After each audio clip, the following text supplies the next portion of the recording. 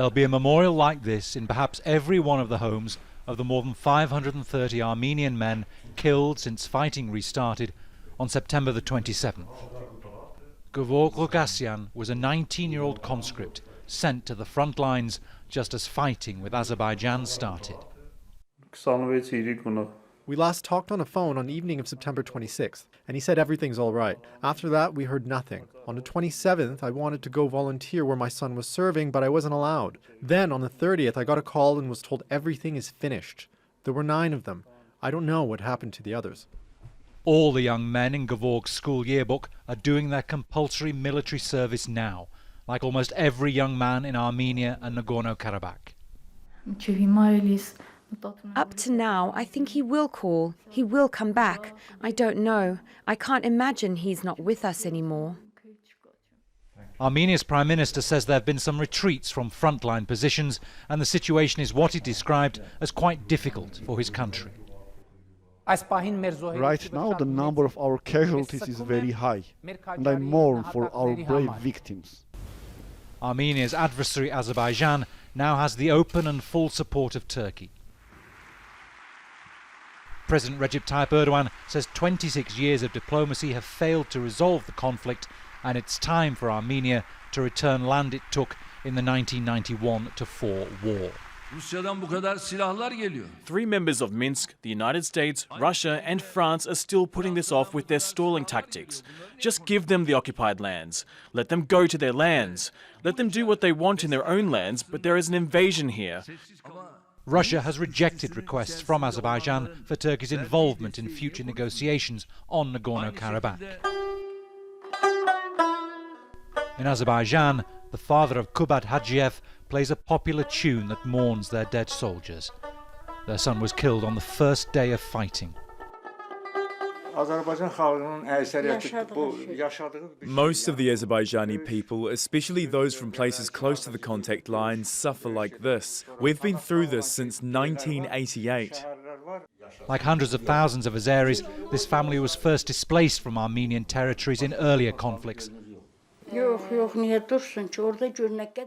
the fighting shouldn't stop. There are so many mothers, inconsolable like me. If we take our land back, I'll say I didn't lose my son. On both sides of this conflict, the pressure on leaders not to give way is intense.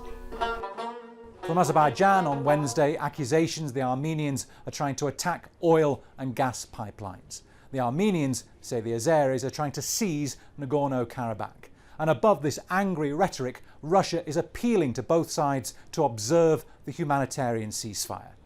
But it seems no one's paying attention. Bernard Smith, Al Jazeera, Goris, Armenia. Well, the Russian President Vladimir Putin's expressed some concern about the alleged presence of Syrian fighters in Nagorno-Karabakh. This was in a phone call with the Turkish president. Turkey denies those accusations. We discussed all these sorts of ally and external issues with Domitia Sagramos a little bit earlier, who is a lecturer in security and development at King's College London's Department of War Studies. She said Russia's trying to keep Turkey's influence in mediation efforts to an absolute minimum. Russia has leverage, very strong leverage on Armenia, but at the same time it has a strong partnership which has developed over the last 10 years with Azerbaijan. So I think that it has a possibility to a certain extent, coerce, if it can, the sides to the negotiating table and to a ceasefire. I mean, the big question is, is Russia going to now really side with Armenia and provide additional military support? And I wouldn't exclude that entirely, if this prolongs itself. Turkey is trying to push itself into the mediation mechanism, and Turkey is really agitating and not helping at all with a resolution of the conflict in a peaceful manner. They've been providing moral, political and military support to Azerbaijan.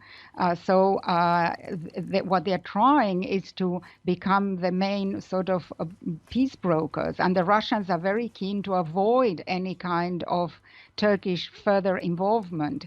Really, the pressure should be exerted is not only on Azerbaijan and Armenia, but also on Turkey to change the language and make sure that it's not supporting such a sort of militaristic attitude, which is really a novelty.